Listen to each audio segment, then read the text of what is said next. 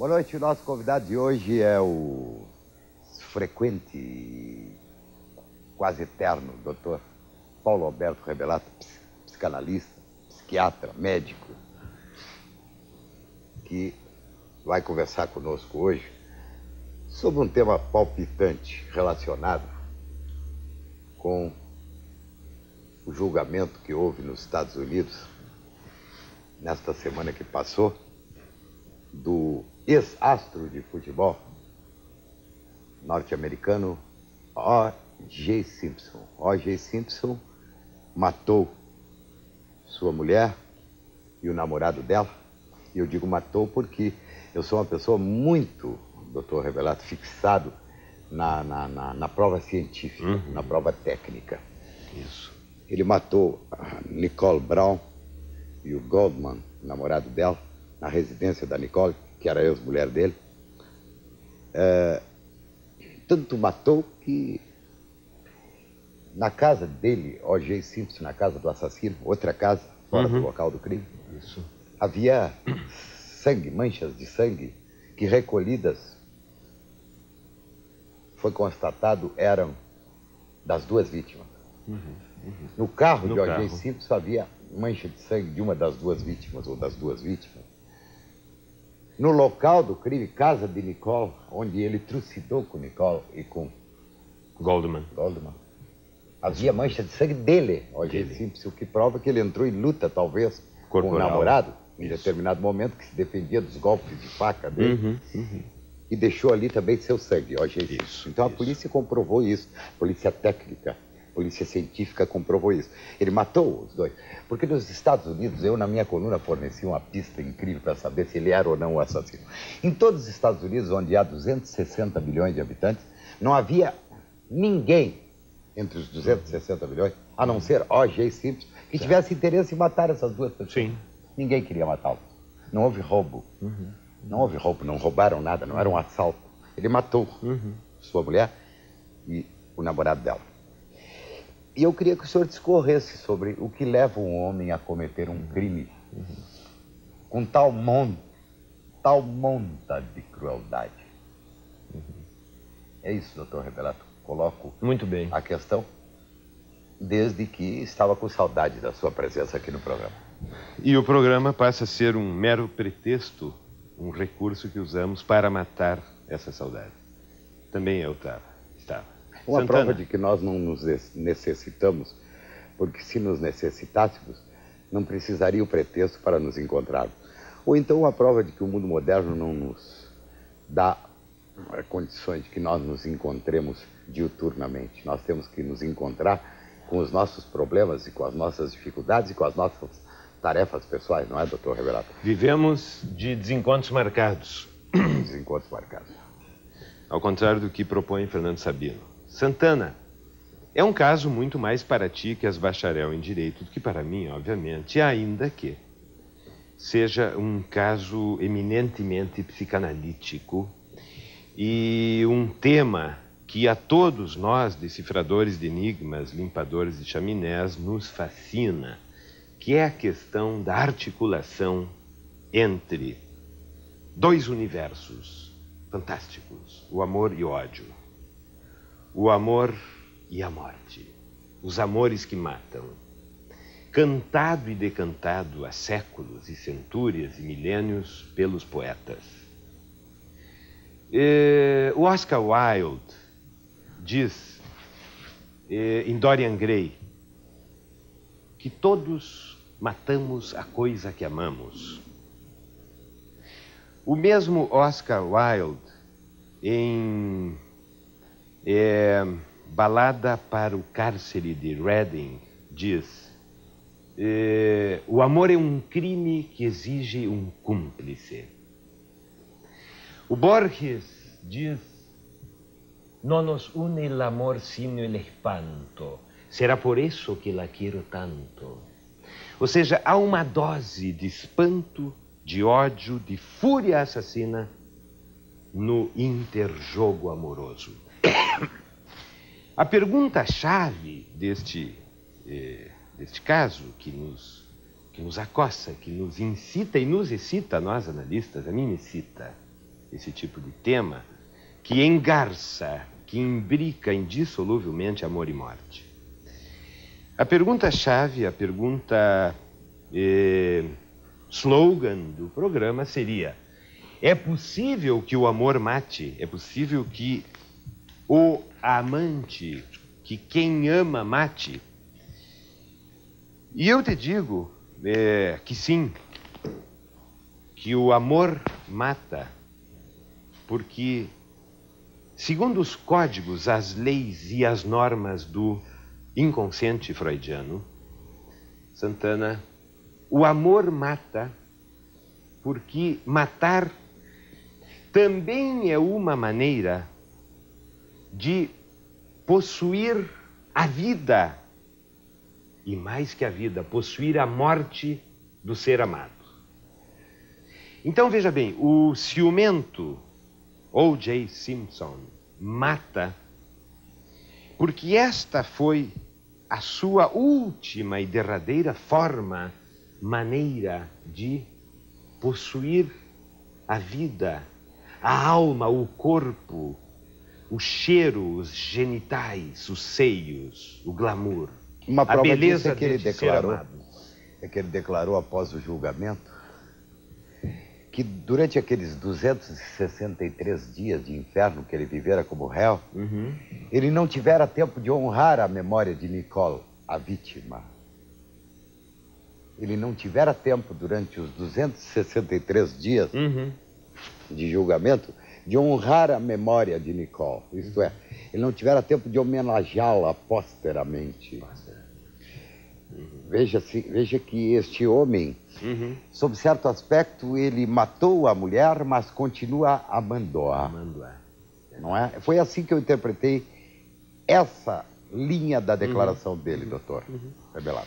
É verdade. Eu te diria que, sob a lupa psicanalítica, ele mata para congelar o tempo. Ele a mata, Santana, sendo Simpson, provavelmente, inequivocamente, o ciumento mais perigoso e feérico que há dentre os antropos, os bichos homem, que é o celotípico. Celotipia é o ciumento paranoide, o ciumento delirante. Veja que há 3 tipos de ciúme. Os ciúmes normais ou neuróticos, no nosso caso. Está muito boa. Os ciúmes normais é muito boa. Os ciúmes normais? Normal. Quer dizer que o senhor admite um tipo de ciúme. Um tipo de ciúme normal por posse do objeto, tá dentro do mercado medo formal. de perder o objeto amado. O ciúme normal está dentro do mercado formal. Tá dentro. Agora vamos à informalidade do mercado. A informalidade é que o segundo ciumento é o ciúme normal. O ciumento neurótico, que é o ciumento homossexual. O normal é o ciúme diet. É o dietético, ou light. É um ciúme que no varejo não transforma, que não engorda. Vende-se no varejo. Os outros são por atacado e são escondidos, Santana. São, eu te diria, enrustidos e mascarados porque transitam por debaixo dos tapetes. E por detrás das cortinas são, eu te diria, que Hitchcockianos. Tem um quê de assassinato. O ciúme celotípico, o ciúme paranoide ou delirante. Qual é a manifestação desse ciúme paranoide? A manifestação desse ciúme é o seguinte: o sentimento de posse do ciumento paranoide delirante, o sentimento de posse pelo objeto amoroso, isso é verdade, é tão violento que ele não suporta perdê-lo. Isso é verdade. Não só em perdê-lo ele não suporta, ele não suporta emprestá-lo. Há pessoas que têm ciúme dos seus chinelos. Da sua cama. Não permite que ninguém calce os seus chinelos. Não permite que ninguém deite na sua cama. Ou ponha a cabeça no seu travesseiro. Há pessoas que têm ciúme dos seus talheres. Aquela faca e aquele talher são delas. Eu conheci um senhor que jogava cartas. E para jogar carta, para você pegar a carta quando ela está muito longe, usa-se um pauzinho com a borrachinha na ponta. A borrachinha gruda na carta e traz a carta. Certo. Ele queria jogar sempre com o mesmo pauzinho, a mesma borrachinha. Se alguém jogasse com a borrachinha e o pauzinho dele, ele enfurecia. Olha, claro. É o ciúme patrimonial. Gostou da... Gostei. Brilhante. Da expressão? o ciúme patrimonial. Eu tenho ciúme de uma coisa ou de uma pessoa, no caso de O.J. Simpson, ou O.J. Simpson, que me pertence e não pode pertencer a nenhum outro, nem por um instante. Estou certo, doutor Rebelato? Perfeitamente. O Simpson provavelmente Ciúme será... possessivo. É um ciúme tão possessivo, Santana, que o sujeito do amor, o amante, confunde o seu objeto de amor com algo tão essencial à vida como é essencial a comida para comer e a bebida para beber e o ar para respirar. E ele crê inconscientemente, o Simpson, que se ele perder a sua amada, ele morrerá. Então, o Simpson mata para não morrer Ele mata, de perda desculpe antes o exagero, de morrer. Desculpem o exagero, os ouvintes e os telespectadores, ele mata em legítima defesa. Em legítima defesa, para não morrer e pior, para não se ver morrer no coração da amada. Só que este homem, depois que sai o julgamento, o senhor acredita que ele terá alguma desordem no metabolismo da sua consciência? Acho Ele que matou a mulher e matou o namorado. Acho que não. E agora ele não lhe acicatará esta denúncia até que ele morra, essa denúncia contra o seu foro íntimo de humanidade. Ele não se arrependerá, ele não sofrerá, ele não será um atormentado até o fim da sua vida. Nós conhecemos na novela, no romance, na literatura, doutor Rebelato, nós conhecemos o arrependimento do assassino, do criminoso, que se destrói intimamente ou por atitudes quando começa a se autopunir em razão do ato praticado. O que o senhor me diz sobre isso? Só concluindo, te digo assim, ó, que o Simpson mata para não morrer. O Simpson vira o jogo. E aí vira o jogo porque ele inconscientemente pensa: se eu matar a minha amada, ela morrerá no meu lugar. Eu sou quem a abandonarei, pois que ela não me abandonará, porque eu dar-lhe-ei a ela a morte Permite uma antes. discordância? Ele vira o jogo. Permite uma discordância ou então até um raciocínio paralelo? Ele pode também ter pensado assim: lá está Nicole com seu namorado. Aí está na vida Nicole com seus namorados. Certo. Eu estou só. Eu estou sem a mulher que eu amo. Logo, eu estou morto. Cuide bem, é outro raciocínio. Eu estou morto. Para que eu renasça, é preciso matá-la. Claro. Há isto. E veja que tu és esse freudiano intuitivo que eu sempre te denunciei aqui. Tu és um poeta... Freudiano enrustido. Psicanalítico, tu és um freudiano enrustido. Freudiano enrustido. Sabe por quê? Tu acaba de dizer o que eu ia te dizer agora, Santana. Perfeito, doutor Rebelato. Desculpa. Quem mata, Quem mata, quem assassina, não matarás. se Diz o suicida quarto duas mandamento. vezes. O quarto e principal mandamento, porque é o mais sério e hediondo dos crimes. Não matarás. Sem embargo, É matamos... o quarto, doutor, ou é o terceiro? Eu acho que é o quarto. Veja quarta bem, ordem. Exato. Santana, eu te digo assim, ó. Mais grita o assassino que a vítima no assassinato. Sofre mais o assassino? Sofre mais o assassino, porque ele Pra ele é comete terrível. 2 suicídios. Porque quem mata a mãe, ficando sem mãe, e mata a sua maternidade. Lembra-se do simbólica, menino aquele interna. que- Quem mata a amada, mata a pessoa amada e mata o seu amor, isto é, a sua amorância, a sua capacidade de amar. Então, por detrás do O senhor já tinha homicídio dito há um uma vez- suicídio. O senhor tinha dito que uma vez para nós aqui, para os ouvintes, o senhor já tinha dito que quem mata está se matando a si próprio. A si próprio? Claro. Não é? Claro, porque ele matou o objeto do seu amor. Assim como o suicida, quando está se matando, ele pretende estar matando todas as pessoas que o agrediram durante a vida ou que lhe negaram meios de sobreviver mentalmente, emocionalmente, de forma decente. Claro, é verdade. Né? É verdade. Quem se suicida mata os outros. Exatamente. Quem mata um outro se suicida. É assim que o senhor É verdade, interpreta. é bem assim que É eu bem vejo, Santana. Outro dia eu estava lendo algo de Jean Rostand, um filósofo, um pensador francês, e o Jean Rostand diz uma coisa muito interessante. Mata-se uma pessoa, é-se um assassino. Matam-se 1 milhão de pessoas, é-se um conquistador. Não é assim. Matam-se todas as pessoas, é-se Deus. É hífen-se, é-se Deus.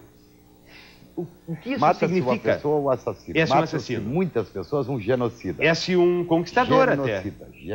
Genocida. No caso aí, um conquistador. Sim, histórico. E matam-se todas as pessoas, é-se Deus. Deus. Perfeito. Pois que vivemos sob a ameaça do Deus Criador, não é? De que ele tem esse poder de dizimar a todos nós, pois que somos pálidas sombras de sepulcro, não é? Lá estão inscritos na Bíblia e nos outros livros os ensinamentos religiosos de que só Deus pode. É religioso isso. É religioso. Que o vulgo diz, que o pobre diz, que o povo diz. Só Deus pode dar a vida, só Deus pode tirar a vida. Está lá nos ensinamentos religiosos. Está lá nos ensinamentos. Não é? É verdade, é verdade. Então o homem, quando mata, ele quer se tornar um Deus.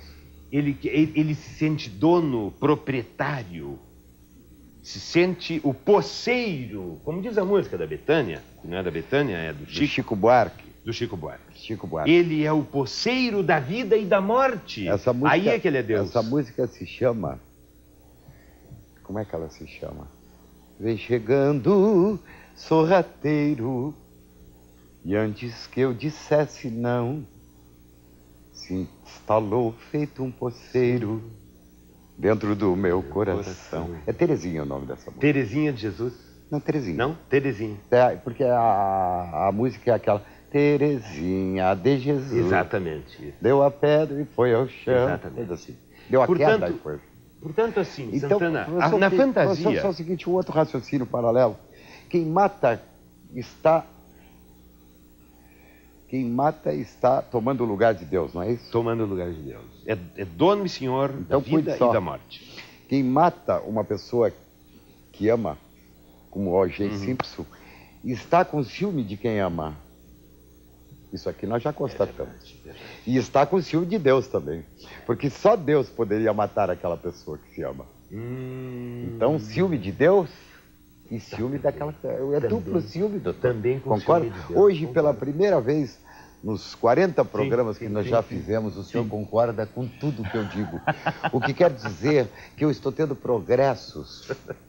Na sua análise. No meu raciocínio. E na sua o senhor hoje concorda com tudo. Concordo. O senhor não discorda de mim. Mas é verdade, Santana. Porque o psicótico, e este é um assassinato patrocinado por um ciúme do tipo psicótico, aonde o psicótico, diferente de nós que somos neuróticos, tu és normal, eu seria neurótico. Santana, o fundamental é o seguinte: aquilo que não é simbolizado se faz carne e corte. Explico, aquilo que não é simbolizado na mente, que não vira palavra, que não se veste de palavras para entrar na dramaturgia da conflitiva psíquica. O senhor está falando na ideia. Se veste de carne, corte e fio de navalha. O senhor está falando na ideia. Eu estou falando o seguinte: o Simpson, por ser certamente alguém com núcleo de personalidade psicótico, por isso tem ciúmes delirantes, ciúmes psicóticos e mata. Não é qualquer um que mata, obviamente, Santana. Ele não consegue simbolizar, não consegue transformar em palavra o seu sentimento instintivo de posse, de fúria, por medo a perder a posse do objeto amado. Ele não consegue, ele faz um desvio e transforma aquilo que seria a palavra. E veja, a guerra começa quando terminam as palavras. Transforma, fazendo um drible à palavra, transforma em carne e corte aquilo que ele está sentindo. E veja, quando ele corta o corpo da mulher, esta mulher já não é a Nicole, é a mãe. Ele quer entrar no corpo da mãe, de onde ele veio. Então o psicótico regride, Santana. O senhor avança até lá? Eu discordo, mas eu deixo que o senhor avance. Eu gostei de uma frase sua: a guerra começa quando terminam as palavras. É verdade, quando a diplomacia termina, a guerra começa. Mas eu queria fazer uma frase que é uma antítese, porém uma antítese de mesmo efeito. O senhor disse que a guerra começa quando terminam as palavras. Eu queria lhe dizer que quando começa a guerra, terminam as palavras também, não é? Também terminam as palavras. Quer dizer, o início de uma guerra acaba com a diplomacia. Exatamente. Não é? Parece uma tautologia, mas o inverso também é verdadeiro. Eu creio que sim. Doutor, e que crime monstruoso, não é? Estarrecedor. Que crime monstruoso. Muitas pessoas têm o mesmo ciúme de Simpson, e isso eu queria que o senhor me traduzisse. Tem o mesmo ciúme psicótico, como o senhor diz, de Simpson, e, no entanto, não tem coragem de matar. E ficam se consumindo na relação com a pessoa amada, ficam se desmilinguindo pela vida, ficam se martirizando, mas tem um ciúme doido, louco da pessoa amada.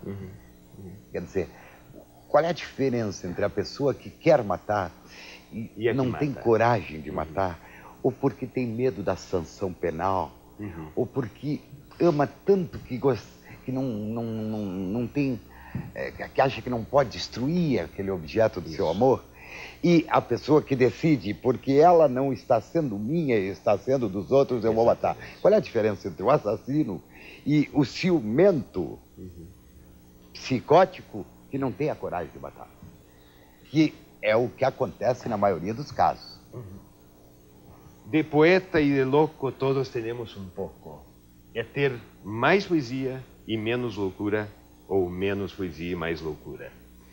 É o que diz o porteño Santana: entre el dicho y el hecho hay mucho trecho. Que bonito, frase. Entre el dicho e el hecho. Traduzir, entre o que se diz e o que se faz, há uma grande distância. Há muito trecho. Há um trecho largo que é a distância que separa a neurose da psicose, Santana. Eu te digo o seguinte, que se nós não matamos dentro, nós matamos fora. E matamos fora, Nicole, para não a matarmos dentro. Por isto, depois de matá-la, Simpson segue amando-a.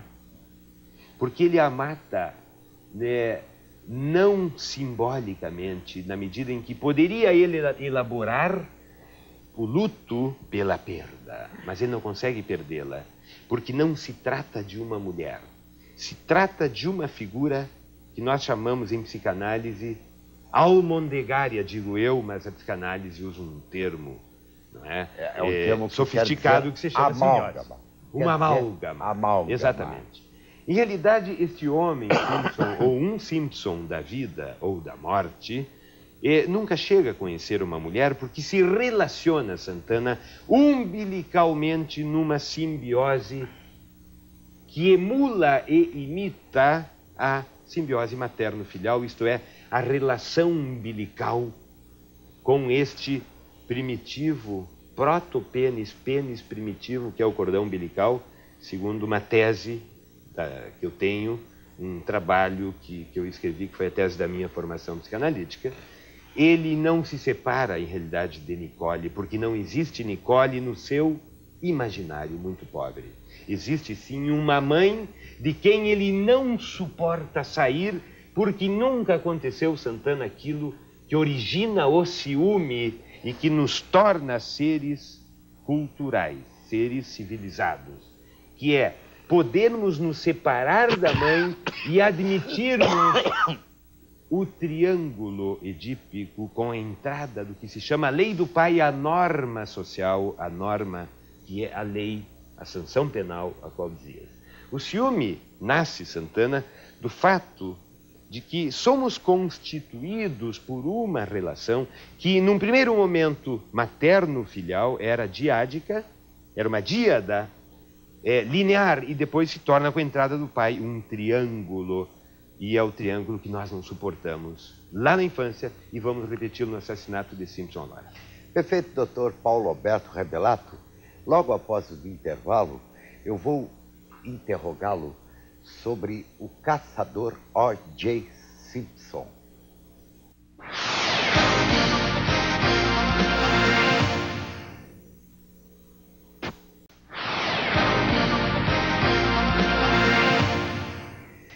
Voltamos a apresentar Paulo Alberto Rebelato. Gostou?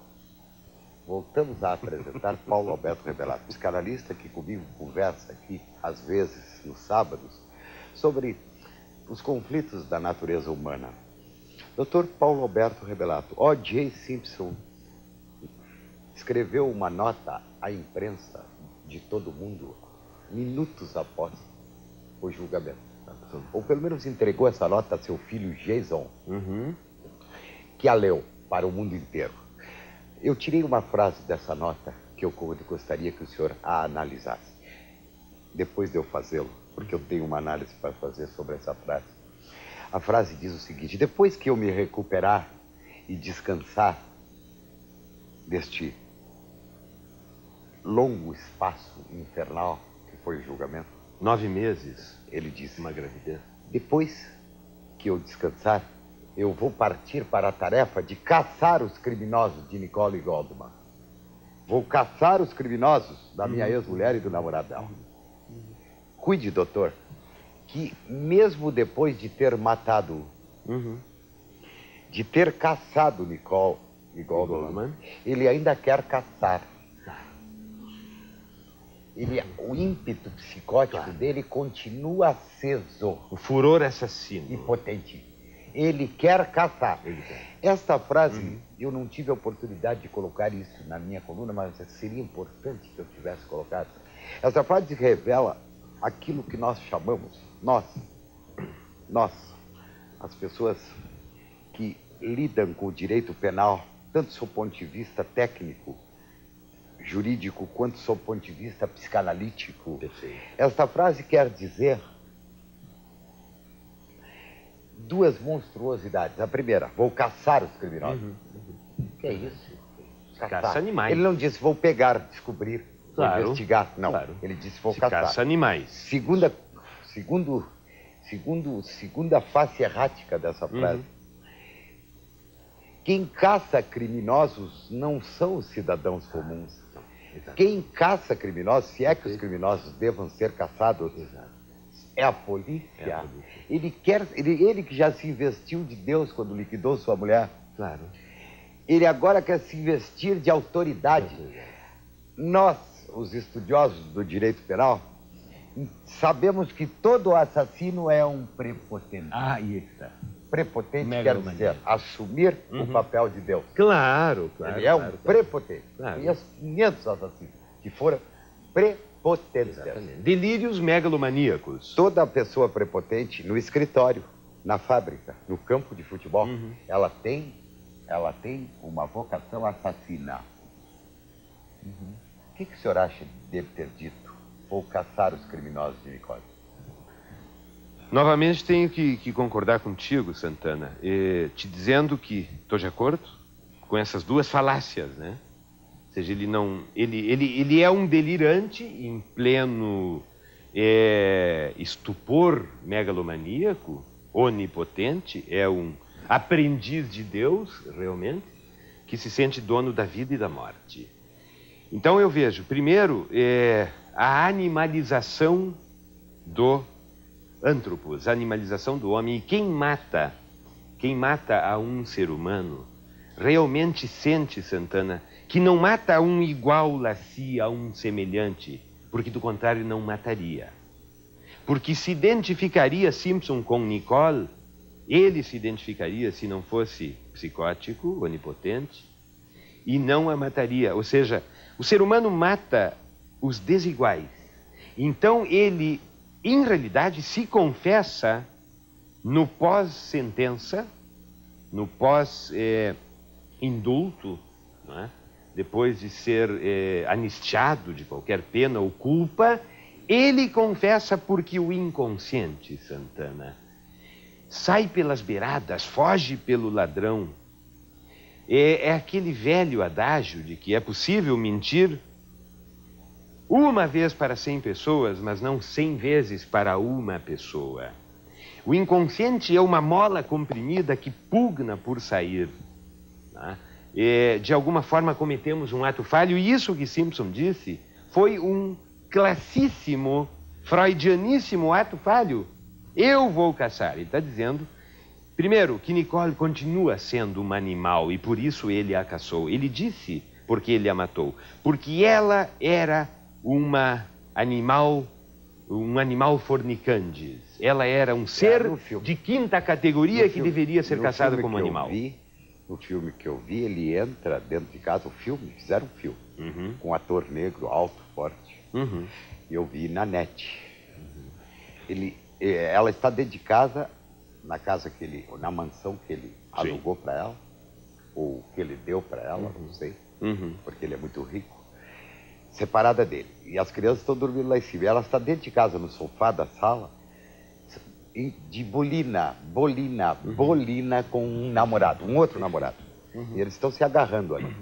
E daqui a pouco, incrivelmente, entra um gorila, O.J. Simpson. Ele entra como um gorila. Ele entra aquele negro forte, alto, e vem dando uns passos assim, graves, bagaços, passos. E chega junto dos dois, que largam-se, os dois namorados largam-se, e ele olha para os dois e diz assim para o homem, ela está ao lado do homem, sou O.J. Simpson. E estende a mão, se apresenta e estende a mão para o namorado clandestino da ex-mulher. E o namorado, tremendo de medo, aperta a mão do gorila. Essa cena é tirada da vida real. Da vida real. Aconteceu. Logo depois a mulher, ele vai lá em cima para ver as crianças. Ele não é? Ele vai lá em cima para ver as crianças e a mulher tira o namorado pela porta da cozinha, manda ele embora. E ele começa a quebrar a casa toda e ela chama a polícia. Bom, corrijo. Ele não deve ter dado. O psicótico não dá casa a ninguém, ele empresta. Não dá o quê? A casa. Que ele deu, a mansão, que falasse, não. O psicótico não dá nada. Não dá a mansão, não dá amor, ele não consegue dar, ele empresta porque e depois, ele não tem. Ele empresta e depois vai retomar. E depois vai retomar, exatamente. E depois vai retomar. É um narcisista que ama o seu umbigo, é fechado em copa sobre si próprio, o psicótico, que não consegue dar.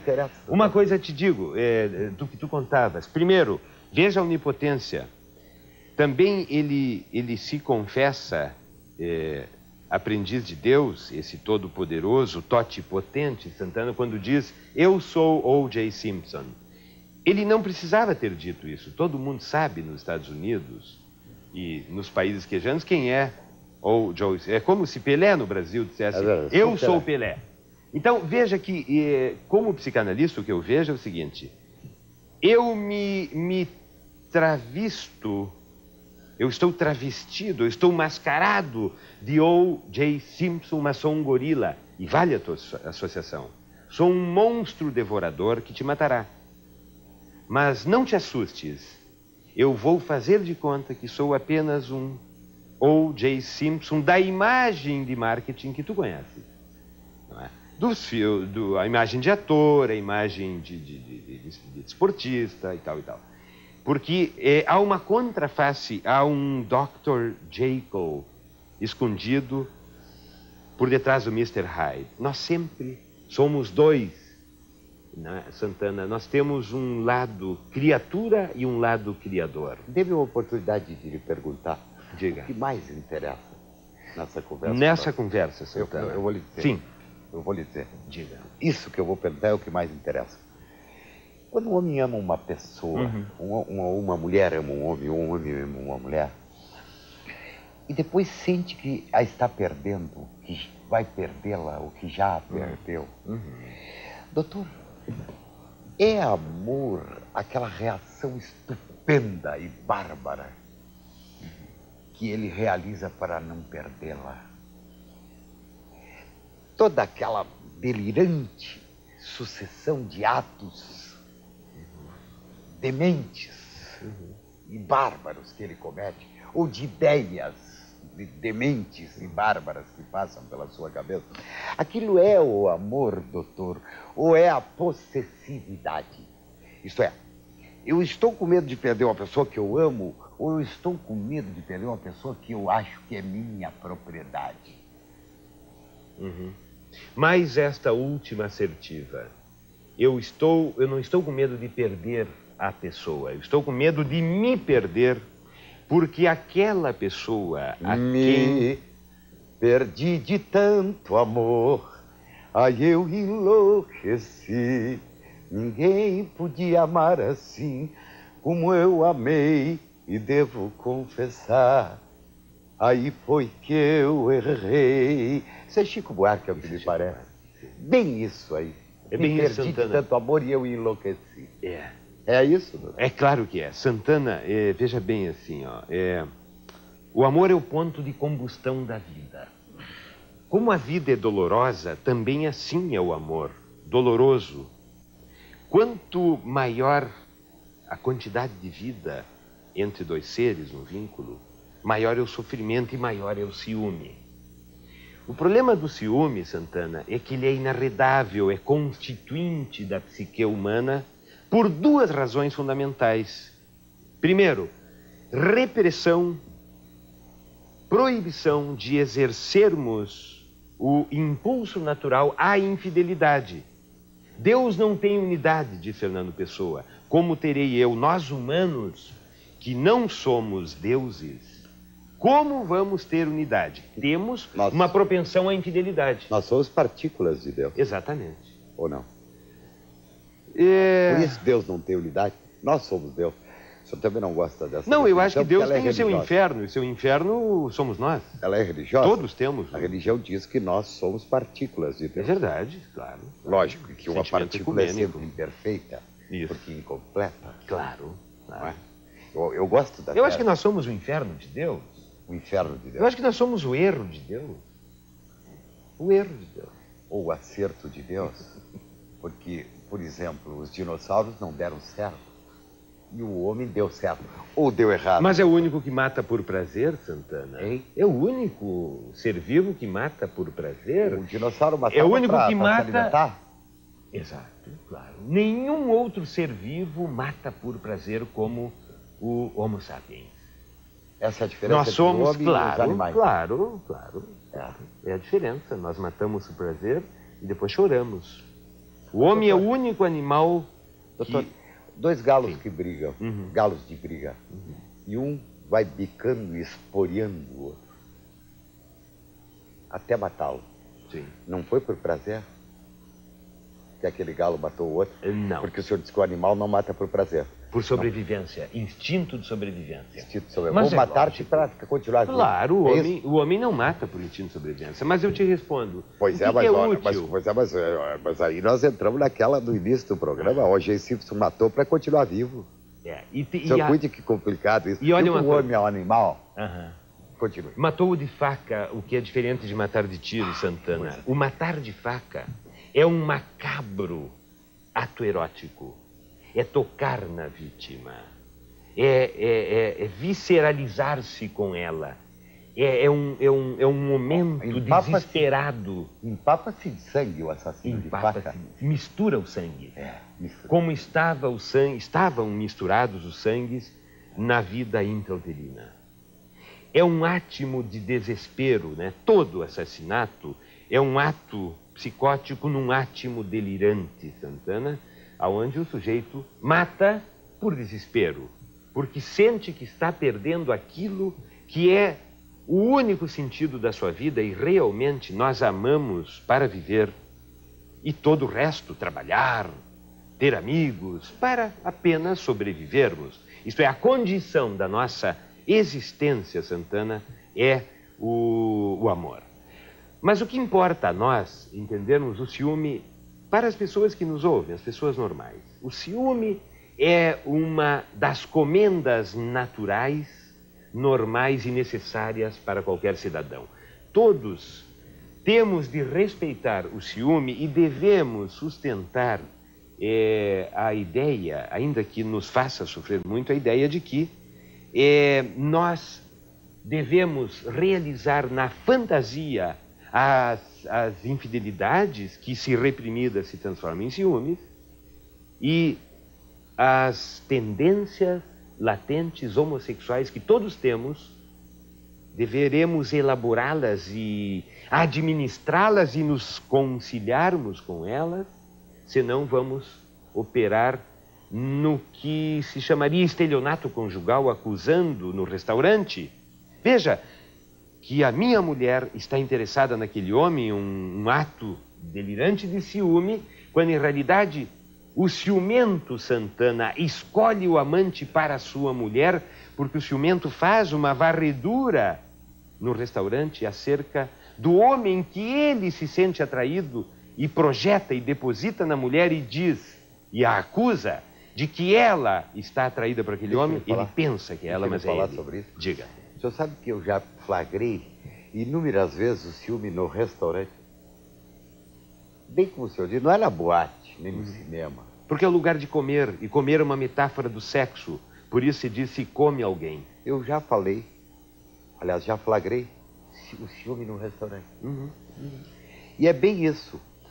O ciumento procura no restaurante, o ciumento que está com sua mulher, procura no restaurante aquele homem que, segundo ele pensa, e segundo o conhecimento que ele tem sobre sua mulher, aquele homem que mais agradaria a sua mulher. Exato. No restaurante. Se aquele homem estiver no ângulo de visão de sua mulher, o ciumento enfurece, enlouquece. Claro. Porque ele pensa assim, olha, certamente ela estará secretamente querendo aquele homem lá naquela mesa. Porque aquele homem é o protótipo do homem que ela idealiza. E ele se sente inferior, tem um problema de autoestima.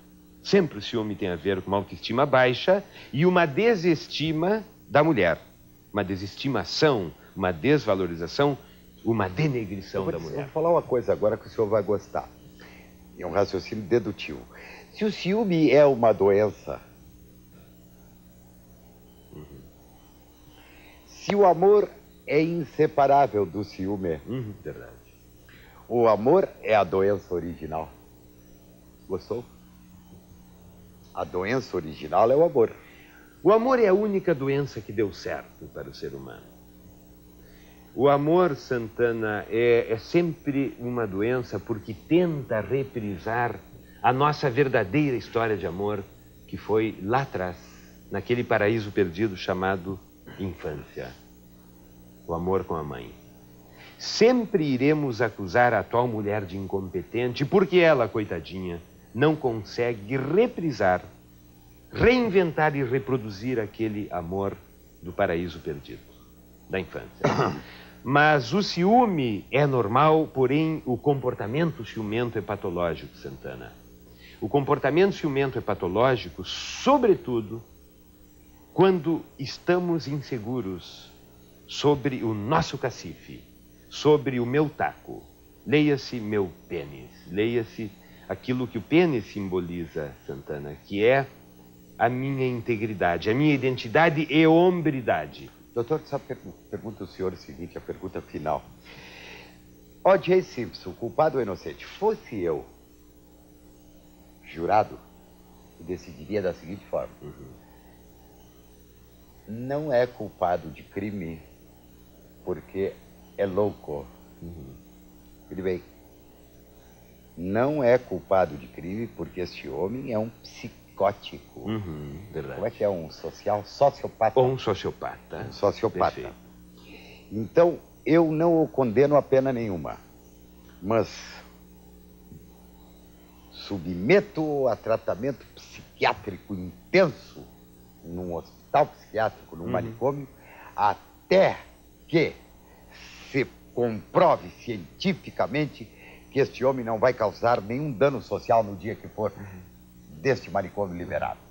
Verdade. O senhor concorda assim? Concordo, Santana, e te diria o seguinte, eu sou contra prisões, eu sou a favor de clínicas, consultórios e hospícios. Sim. Não há assassinos, há loucos. Não há criminosos, há neuróticos. Perfeito. Há nós que passamos peregrinando por uma dívida de amor impaga. Sim. Portanto, eu estou com Dostoiévski em Irmãos Karamazov, que diz: se o juiz fosse justo, o criminoso nunca seria culpado. Apresentamos assim o Dr. Paulo Alberto Rebelato, psicanalista, com Paulo Santana de Lambuja. Até o próximo sábado.